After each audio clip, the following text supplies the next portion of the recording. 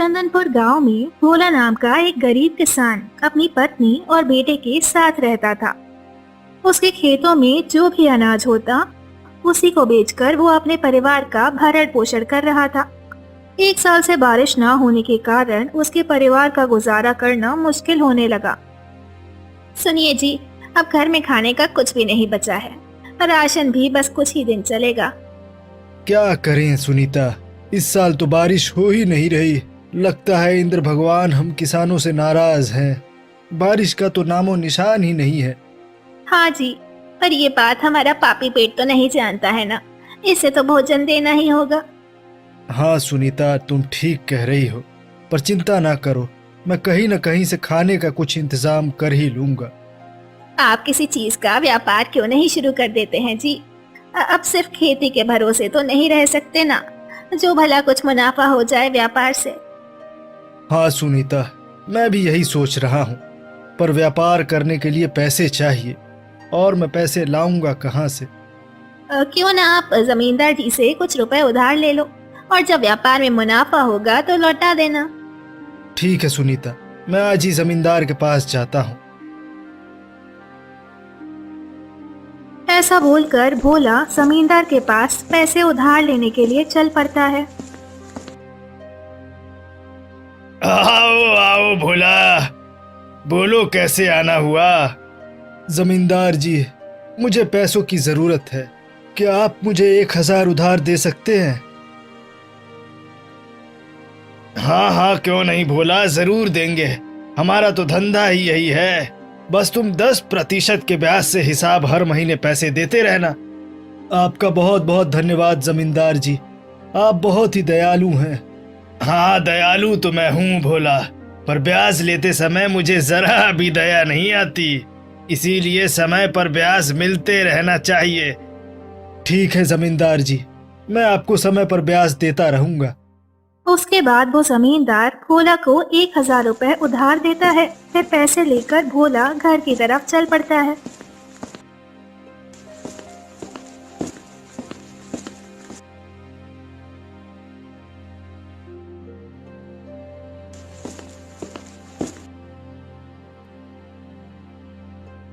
मुन्ना कहाँ है सुनीता?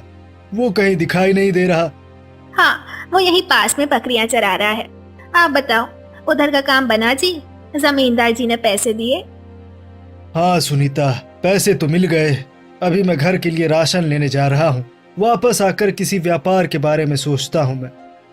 ठीक है जी, आराम से जाना और थोड़ा जल्दी वापस आना।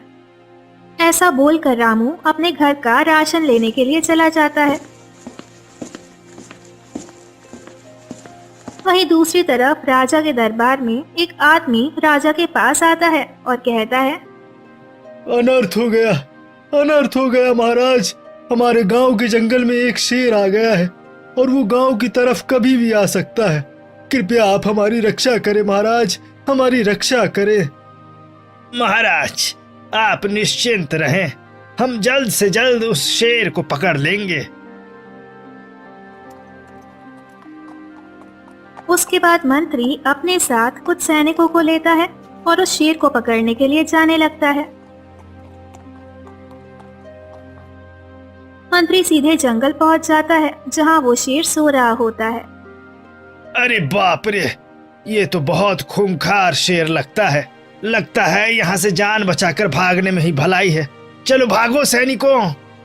पर मंत्री जी, उन गांव वालों का क्या होगा? अगर ये शेर गांव पहुंच गया तो गांव वालों की जान तो गई समझो। गांव वाले तो बाद में मारे जाएंगे, अगर हम लोग अभी नहीं भागे तो मुफ्त में शेर का शिकार बन जाएंगे। भागो यहाँ से।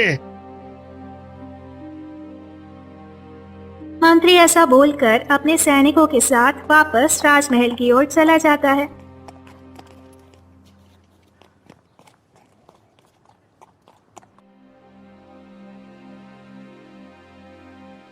महाराज, वो शेर तो बहुत ही खूंखार है, हम चाहकर भी उसे पकड़ नहीं सके महाराज।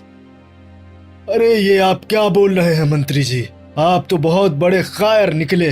प्रजा की रक्षा करना ही हमारा परम कर्तव्य है, भले उसमें हमारी जान ही क्यों न चली जाए। और आप उन्हें संकट में छोड़कर चले आए यहाँ।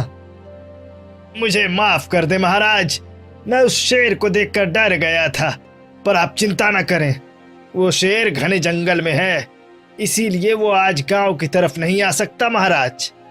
ठीक है मंत्री जी, आप अभी जाकर बड़े पिंजरे का प्रबंध कीजिए। कल सुबह होते ही हम खुद उस शेर को पकड़ने जाएंगे। जैसी आपकी आज्ञा महाराज, मैं अभी पिंजरे का प्रबंध करवाता हूँ महाराज। ऐसा बोलकर मंत्री वहां से चला तो जाता है, पर राजा की बातें उस मंत्री के दिल में चुभ जाती हैं और वो उस राजा से बदला लेने के बारे में सोचने लगता है। इस मूर्ख राजा ने कायर कहा मुझे। ठीक है, अब मैं दिखाता हूँ इस कायर की बहादुरी। ऐसा सोचकर मंत्री राजा से बदला लेने के लिए एक जादूगर के पास चला जाता है। वो जादूगर एक पिंजरे में कैद था। आओ मंत्री आओ, आखिर तुम्हें मेरी जरूरत पड़ ही गई। बताओ क्यों आए हो यहाँ। जादूगर, जो तुम्हें चाहिए मैं वो दूंगा, पर तुम्हें मेरे लिए एक काम करना पड़ेगा। ठीक है, मैं तुम्हारा काम कर दूंगा, पर पहले तुम्हें मुझे एक ऋषि के श्राप से मुक्त कराना होगा, तभी मैं इस पिंजरे से बाहर निकल पाऊंगा और तभी मेरा जादू काम कर सकेगा। ठीक है, बताओ तुम्हें उस श्राप से मुक्त करने के लिए मुझे क्या करना होगा, बताओ। इस गुफा के बाहर तुम्हें एक तालाब मिलेगा, उस तालाब से तुम्हें पानी लाकर मुझे देना पड़ेगा, तभी मैं उस श्राप से मुक्त हो पाऊंगा। जादूगर के ऐसा बोलते ही मंत्री गुफा के बाहर पानी लाने के लिए चला जाता है।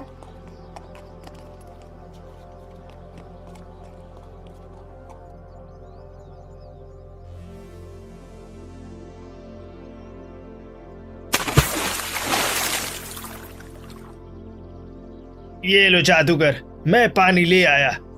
पानी देते ही वो जादूगर उस ऋषि के श्राप से मुक्त हो जाता है और उसके पास बहुत काली शक्तियां आ जाती हैं। हा हा हा हा, अब मैं आजाद हो गया। बोलो मंत्री, मुझे क्या करना है। उसके बाद मंत्री अपने षड्यंत्र के अनुसार जादूगर को सारी बातें बता देता है। बस इतनी सी बात, तुम्हारा काम हो जाएगा मंत्री।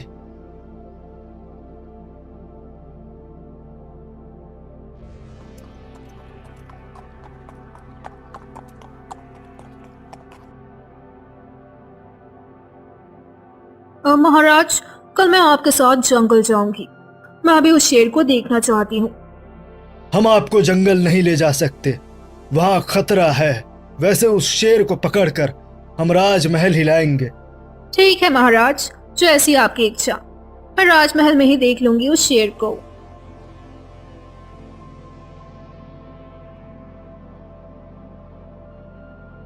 अगले दिन राजा कुछ सैनिकों के साथ एक बड़ा सा पिंजरा लेकर मंत्री के साथ जंगल की तरफ जाने लगता है।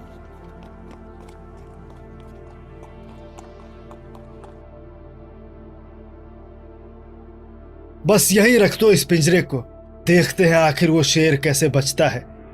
पर महाराज, इसमें कोई चारा भी तो डालना पड़ेगा ना, बिना चारा के कैसे फंसेगा वो शेर। आप ठीक कह रहे हैं मंत्री जी, तो इसके अंदर हम आपको डाल देंगे। मंत्री जी, आखिर आपका डर भी तो भगाना है ना। महाराज, वो शेर मुझे कच्चा चबा जाएगा, डर भगाने से पहले तो मेरी जान ही निकल जाएगी ना। अरे मंत्री जी, हम तो मजाक कर रहे हैं। ऐसा कीजिए, कहीं से कोई जानवर पकड़ कर लाइए, उसी को चारा के रूप में इस पिंजरे में डाल देते हैं।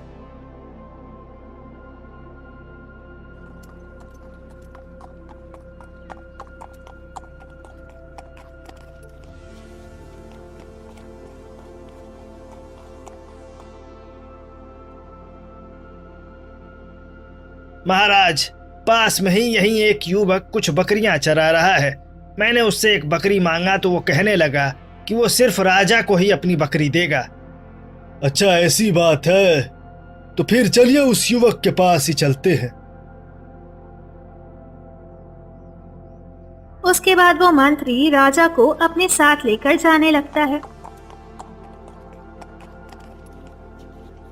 कुछ ही देर में वो दोनों एक गुफा के पास पहुंच जाते हैं जहां वो जादूगर रहता था।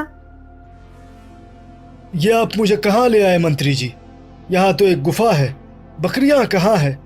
थोड़ा सब्र कीजिए महाराज, एक बड़ा सा बकरा आता ही होगा। मंत्री के ऐसा बोलते ही उस गुफा के अंदर से वो जादूगर बाहर आ जाता है। बोलो मंत्री जी, अब क्या करना है? इस राजा को यहीं खत्म कर दूं क्या? नहीं जादूगर जी, इस दुष्ट राजा को इतनी आसान सजा नहीं दूंगा मैं। पहले तो इसे लोमड़ी बनाकर उस शेर के पिंजरे में डालूंगा, वहीं पर यह तड़प तड़प कर मरेगा। मंत्री जी, आपने ये क्या किया? यही सिला दिया आपने हमारे भरोसे का। हमने आपसे ये उम्मीद कभी नहीं की थी मंत्री जी। ये मेरा प्रतिशोध है मूर्ख राजा, तुमने मुझे कायर कहा था ना, अब देखो मेरी बहादुरी। मंत्री जी, अगर मैं जिंदा बच गया तो आपको मृत्यु से कोई नहीं बचा सकता। पर ऐसा होगा नहीं जादूगर जी, अभी जल्दी से इस राजा को एक लोमड़ी बना दो, मैं फिर लोमड़ी को शेर का भोजन बनाऊंगा। मंत्री के ऐसा बोलते ही वो जादूगर उस राजा को एक लोमड़ी बना देता है, पर लोमड़ी बनते ही राजा वहां से भाग जाता है।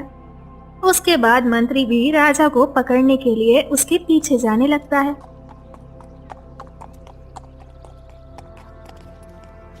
अरे वो राजा कहाँ चला गया जिसे जादूगर ने लोमड़ी बना दिया है? यहाँ ये किसान भेड़ चरा रहा है, इससे पूछता हूँ, शायद उसने उस लोमड़ी को कहीं देखा हो। सुनो भाई, तुमने यहाँ कहीं किसी लोमड़ी को देखा है क्या, जो अभी अभी गुफा की तरफ से आया है? मुझे सच सच बताना, मैं तुम्हें ढेर सारा इनाम दूंगा। नहीं मंत्री जी, मैंने यहाँ पर किसी भी लोमड़ी को नहीं देखा है। फिर कहाँ जा सकता है वो दुष्ट राजा? चलो सैनिकों की तरफ जाता हूँ, शायद वो राजा उस तरफ गया हो। ऐसा सोचकर मंत्री सैनिकों की तरफ चल पड़ता है। इधर सैनिकों ने भी एक लोमड़ी को जंगल में जाते हुए देखा था, पर वो कोई और लोमड़ी थी। सैनिकों, क्या तुमने यहाँ किसी लोमड़ी को जाते हुए देखा है क्या? हाँ मंत्री जी, देखा है, वो उस तरफ गया है, परंतु महाराज कहाँ है? वो भी तो आपके साथ गए थे ना। अरे महाराज किसी ऋषि से मिलने गए हैं उनके आश्रम में, तुम चलो मेरे साथ, हम उस लोमड़ी को पकड़कर इस पिंजरे में डालेंगे, जिससे वो शेर भी इस पिंजरे में आ जाएगा। उसके बाद वो मंत्री और सैनिक उस लोमड़ी को पकड़ने के लिए जाते हैं और कुछ ही देर में वो मंत्री सैनिकों की सहायता से उस लोमड़ी को पकड़ लेता है। उसके बाद मंत्री और सैनिक लोमड़ी को लेकर उस पिंजरे के पास पहुंच जाते हैं जहां वो लोग उस खूंखार शेर को पकड़ने वाले थे। सिपाहियों, इस लोमड़ी को उस पिंजरे में डाल दो, महाराज के आने से पहले हमें उस शेर को पकड़ना है, समझे?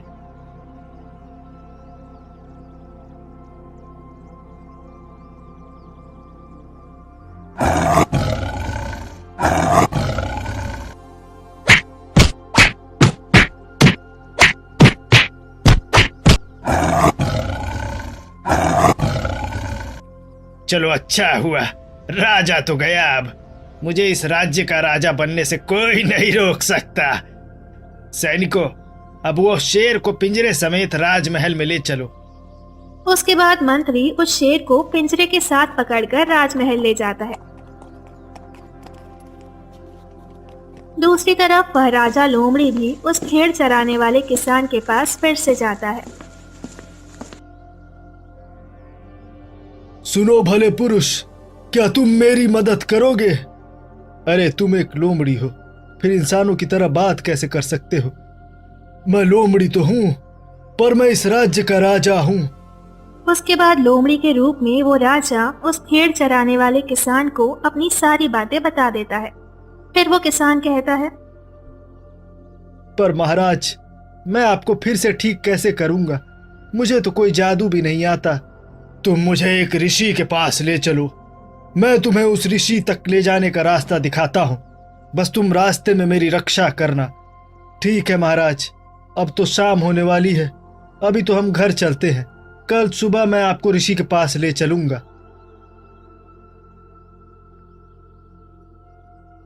उसके बाद भोला उस राजा को अपने साथ अपने घर ले जाता है और अपनी पत्नी को सारी बातें बता देता है। आइए महाराज, इस गरीब कुटिया में आपका स्वागत है। ये लीजिए इस गरीब का साधारण भोजन। आप लोगों का बहुत बहुत धन्यवाद। अगर आप ना होते तो आज मेरे नसीब में ये भोजन भी नहीं होता।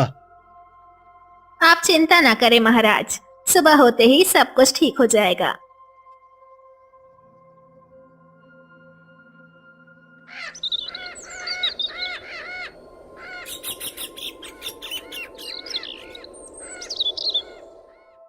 अगले दिन सुबह होते ही जमींदार भोला के घर आ जाता है और भोला से अचानक अपने पैसे मांगने लगता है।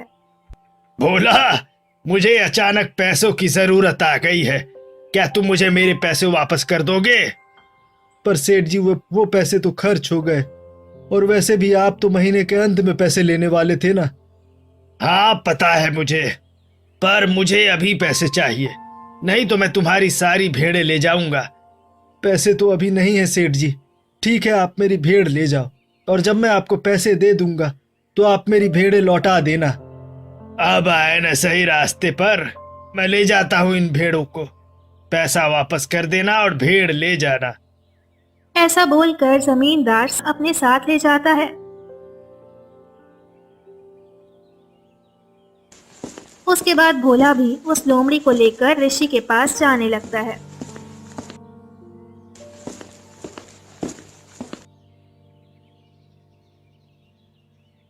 हे ऋषिवर, कृपया मेरी मदद करें। मेरे मंत्री ने मेरे साथ धोखा किया है। एक जादूगर के साथ मिलकर उसने मुझे लोमड़ी बना दिया। ऋषिवर, हमें पता है वत्स, जिस जादूगर ने तुम्हारा ये हाल किया है उसे मैंने ही उस पिंजरे में कैद किया था, पर तुम्हारे मंत्री ने लालच और क्रोध में आकर उस जादूगर को आजाद करवा दिया। तो बाबा, अब क्या मैं फिर से मनुष्य नहीं बन सकता? हाँ, बन तो सकते हो वत्स, पर पहले मुझे उस जादूगर को फिर से उस गुफा में कैद करना होगा, तभी उसका जादू तुम्हारे ऊपर से खत्म होगा।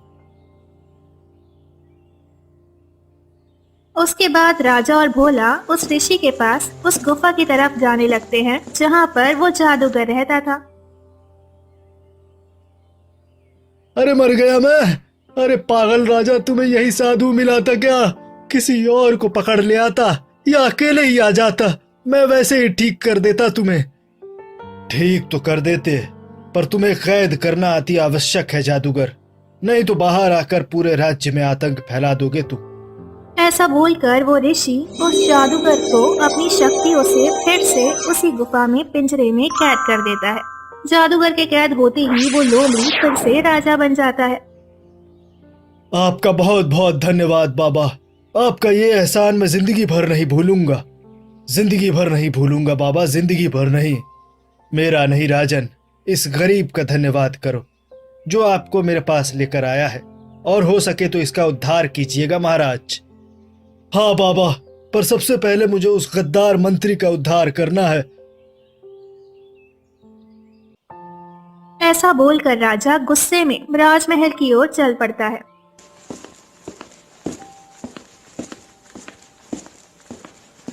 राजमहल जाकर राजा देखता है कि उसके सिंहासन पर उसका मंत्री बैठा हुआ है। मंत्री राजा को देखते ही डर जाता है। महाराज, आप तो शेर के पिंजरे में मारे गए थे ना। दुष्ट मंत्री, तुमने क्या सोचा कि मैं उस शेर का शिकार बन गया? पर यह तुम्हारी भूल थी, भूल। पर मैंने तो आपको खुद उस पिंजरे में डलवाया था, फिर आप कैसे बच गए? दुष्ट मंत्री, तुमने पिंजरे में जिस लोमड़ी को डाला था वो मैं नहीं, जंगल का लोमड़ी था। सिपाहियों, पकड़ लो इस दुष्ट धोखेबाज मंत्री को और हमेशा के लिए इसे काल कोठरी में बंद कर दो। राजा उस मंत्री को कालकोट में बंद करवाने के बाद उस गरीब किसान भोला को बुलवाता है जिसने उसकी मदद की थी। हे युवक, जिस तरह आपने हमारी जान बचाई, हम उससे बहुत खुश हैं। इसीलिए हम आपको आज से अपना मंत्री बनाते हैं। ऐसा बोलकर राजा गरीब किसान भोला को अपना मंत्री बना लेता है और उसे इनाम के तौर पर ढेर सारा धन देता है। इसलिए दोस्तों, हम भले गरीब क्यों ना हो, पर हमें कभी धन के लालच में आकर अपना ईमान नहीं बेचना चाहिए। सही समय आने पर हमें भगवान वो सब कुछ देता है जिसके हम लायक होते हैं। बस हमें हमेशा ईमानदारी से मेहनत और दूसरों की मदद करते रहना चाहिए।